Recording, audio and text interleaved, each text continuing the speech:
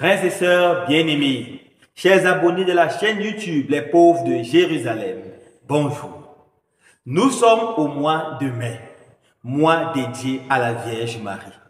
Je me rappelle quand j'étais enfant, on avait un beau chant qu'on exécutait. C'est le mois de Marie, c'est le mois le plus beau. Le mois de mai est l'un des 3 mois de l'année dédiés à la Vierge Marie. Nous avons aussi le mois d'octobre, qui est en principe le mois du rosaire, et le mois d'août à cause de la célébration de l'Assomption. Le mois de mai est un mois dédié totalement et entièrement à la Vierge Marie. Pourquoi? Quelle est l'origine de cette dédication de ce beau mois à la Vierge Marie? Tout commence dans la Rome antique. En fait, le mot mai vient d'un mot Maïa. Maïa était une déesse, la déesse du printemps et de la fertilité. C'est elle qui avait pour mission de rendre les couples fertiles. Mais dans la Rome antique, on s'est rendu compte qu'en mai, il y avait beaucoup de calamités, de malheurs, spécialement touchant les couples. Il y avait la mort des conjoints, les divorces, destruction de ménages, et finalement les Romains avaient peur de se marier même en mai. Le mois de mai était un mois qui faisait peur à cause de cette déesse Maïa. Après la conversion de l'Empire romain au Moyen-Âge, les chrétiens ont commencé à penser, mais comment est-ce qu'un mois peut être aussi horrible? Il est bon de l'exorciser. Ils ont commencé à le dédier progressivement à la Vierge Marie, en disant, la Vierge Marie aime la famille, elle aime les couples, elle aime l'amour. La preuve, c'est qu'elle était présente aux noces de Cana. On lit ça dans Jean chapitre 2, versets 1 à 12. Non seulement qu'elle était présente, mais c'est à sa prière que son fils Jésus a transformé l'eau en vin, en très bon vin. La Vierge Marie peut chasser cette déesse qui est en fait rien d'autre qu'un démon qui détruit l'amour, qui détruit la famille, et ainsi quelque chose de grand, quelque chose de beau lié à l'amour. Voilà comment progressivement les chrétiens ont commencé à prier avec beaucoup d'intensité en mai en demandant l'intercession de la Vierge Marie. Le pape Pie VII a accepté cette dévotion et en 1800 a déclaré officiellement, approuvé officiellement cette dévotion, et ce mois est devenu pour toute l'Église le mois de la Vierge Marie. C'est un mois extraordinaire, mes frères et sœurs bien-aimés, pendant lequel le Seigneur va faire des merveilles pour nous, spécialement pour nos familles, spécialement pour nos couples. Et je crois que c'est un mois où tout le monde doit se lever et prier avec Marie pour les familles. Quand on regarde la situation de la famille, que ce soit dans notre pays, en Afrique ou dans le monde entier, on se rend compte que nos familles sont extrêmement en danger. Nous voyons de plus en plus de divorces. Les divorces sont prononcés dans presque toutes les juridictions.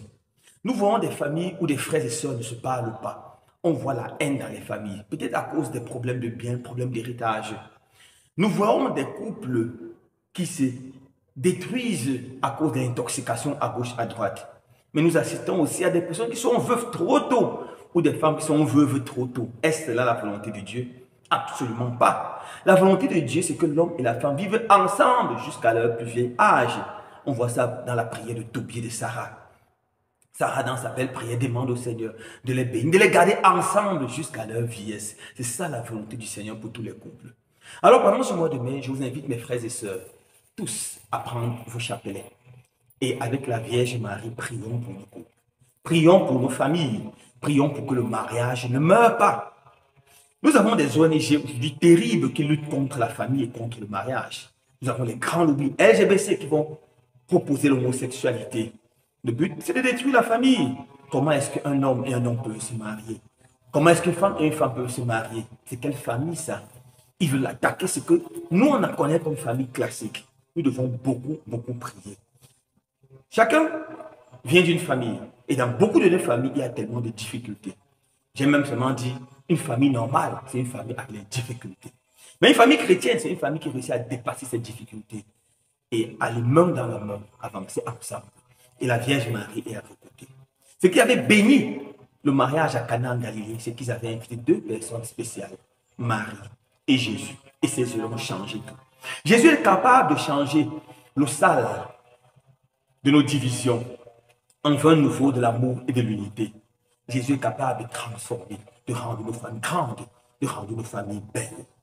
avec notre chapelet, mes frères et sœurs bien-aimés, nous devons conquérir ce mois qui est dédié à la Vierge Marie. Compte tenu du fait que le 1er mai, c'est la fête de Saint-Joseph travailleur, nous voyons le lien entre la famille et le travail. En fait, le chef de famille, de par le travail de ses mains, qui réussit à nourrir sa famille. Le Seigneur veut que le travail soit digne et que par la dignité du travail, les hommes puissent s'occuper de leur famille. Nous prierons ce mois spécialement pour les familles, mais aussi pour les situations de travail. Les gens qui ne travaillent pas, afin qu'ils trouvent un emploi décent ou qu'ils créent des opportunités. Nous allons prier pour les employeurs, afin qu'ils traitent leurs employés avec respect, avec amour et leur donnent surtout le salaire juste. Nous allons prier pour les employeurs afin qu'ils se dévouent davantage à leurs tâches.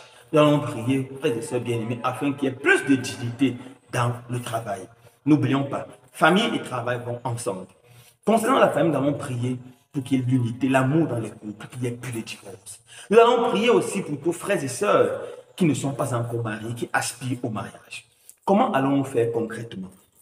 La prière par excellence qui plaît au cœur de la Vierge Marie, c'est le chapelet, c'est le rosaire. En fait, c'est une prière christocentrique, comme nous dit le pape Jean-Paul II. Tous les mystères du chapelet nous aident à méditer l'évangile et la vie de Jésus. Dans les mystères joyeux, on médite l'enfance de Jésus. Les deux premiers chapitres de l'évangile de Matthieu et de Luc, on médite l'enfant de Jésus. L'annonciation, l'invitation de la Vierge Marie à Élisabeth. Ensuite, on regarde la naissance de Jésus. Ensuite, on voit la consécration de Jésus au temple. Et finalement, on voit le recouvrement de Jésus au temple.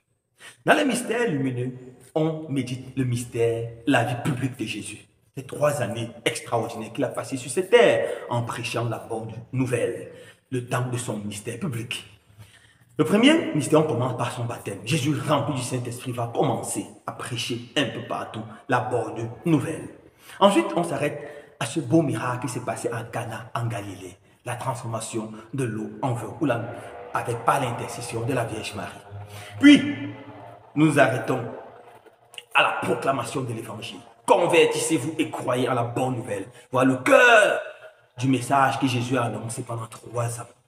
Et alors, ensuite, on va la transfiguration. On va commencer dans la prière, une prière intense comme celle que nous allons faire pendant ce mois de mai, que Jésus est transformé, totalement transformé. Et finalement, nous avons l'institution du sacrement le plus grand, le plus beau, l'institution du baptême. Voilà les mystères lumineux. Et puis nous avons les mystères douloureux qui nous parlent de la passion de Jésus, la souffrance de Jésus, la mort de Jésus.